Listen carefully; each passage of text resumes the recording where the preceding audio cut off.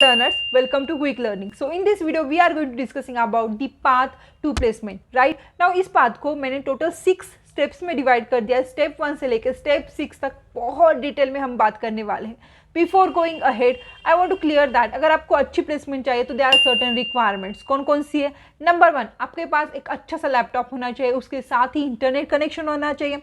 अब लैपटॉप क्यों और इंटरनेट कनेक्शन क्यों? लैपटॉप इसलिए क्योंकि हम प्रोग्रामिंग लैंग्वेज सीखने वाले, राइट. प्रोग्रामिंग लैंग्वेज सीखने वाले यानी हमें प्रैक्टिस करने के लिए लैपटॉप की ज़रूरत बहुत पड़ेगी.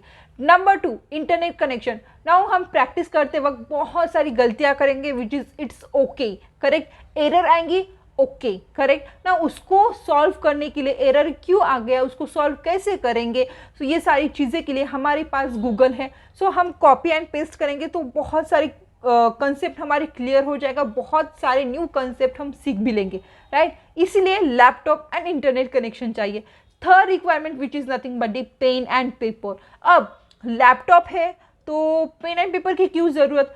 क्योंकि कुछ ऐसे कंसेप्ट होते हैं जो हमें लिख के ही अंडरस्टैंड होते हैं, correct. And also dry run programme को अगर आपको बहुत अच्छी तरीके से अंडरस्टैंड करना है, उसको देखना है, तो आपके पास पेन एंड पेपर बहुत इंपॉर्टेंट है.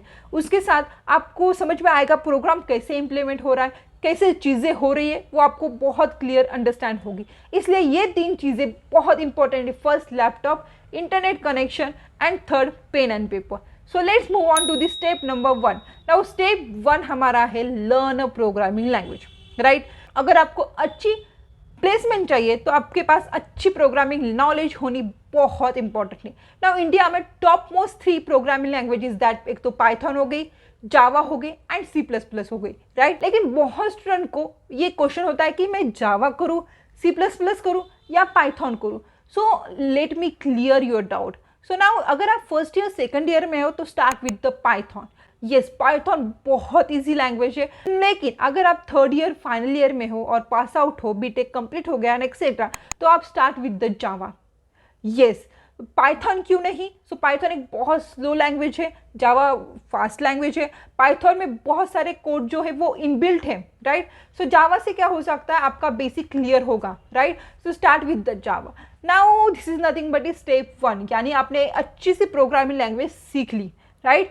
अगर आप बीटेक स्टूडेंट हो, थर्ड ईयर में हो, फाइनल ईयर में हो, तो आपने जावा सीख ली. अगर आप फर्स्ट ईयर सेकंड ईयर में हो तो पाइथन सीखने वाले हो.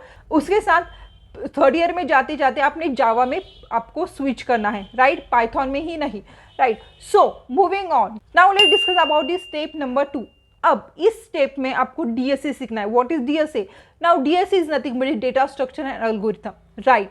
सो यहाँ पे इस सेक्शन में बहुत सारे प्रॉब्लम्स आएंगी, मल्टीपल कोडिंग प्रॉब्लम हम सॉल्व करने वाले हैं, राइट. एरेज हो गई, स्टैक में प्रॉब्लम्स हो गई, राइट, स्ट्रिंग हो गई and etcetera. There are multiple problems we are going to tackle.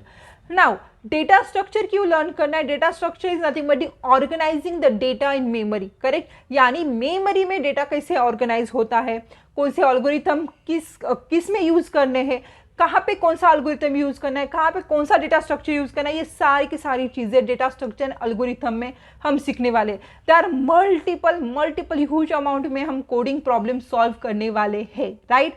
So this is nothing but the step number 2, right. अब moving on step number 3 which is nothing but the practice and practice. Now practice के साथ ही साथ हम अच्छा सा project भी start करेंगे, right, so that वो प्रोजेक्ट हम अपने रिज्यूमे में ऐड कर सकें.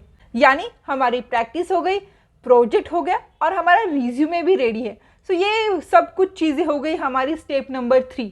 यानी आपने अच्छी सी प्रोग्रामिंग लैंग्वेज सीख ली which is nothing but Java, DSA हो गया, एक अच्छा प्रोजेक्ट हो गया, बहुत सारी प्रैक्टिस हो गया और हमारा रिज्यूम भी बिल्ड हो गया. Now moving on step number 4. Step number 4 में हम सारी की सारी थेरी सब्जेक्ट्स सीखेंगे. थेरी सब्जेक्ट्स कौन कौन सी?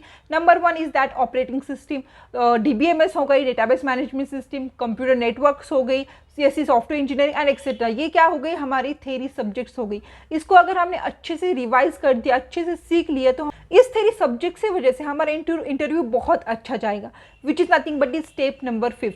नाउ आपने लैंग्वेज सीख ली, डीएसए कर दिया, थेरी सब्जेक्ट्स भी हो गई, राइट, प्रैक्टिस हो गई, रिज्यूमे बिल्ड हो गया, प्रोजेक्ट्स हो गए, थेरी सब्जेक्ट्स भी हो गए, right. Now next step is nothing but the interview preparation, right. And बहुत सारी एग्जाम्स देनी है. किसकी एग्जाम देनी है? कोडिंग लैंग्वेज की एग्जाम देनी है. स्टेप नंबर 5 में. Now step number 6 is that prepare everything, be confident and you can do it. So this is nothing but the total 6 steps जो आपको अच्छी प्लेसमेंट देगी. आई होप आपको ये वीडियो अच्छा लगा है. If you got the concept, if you like the video, please do comment, hit the like button. Till then take care, bye. Please subscribe.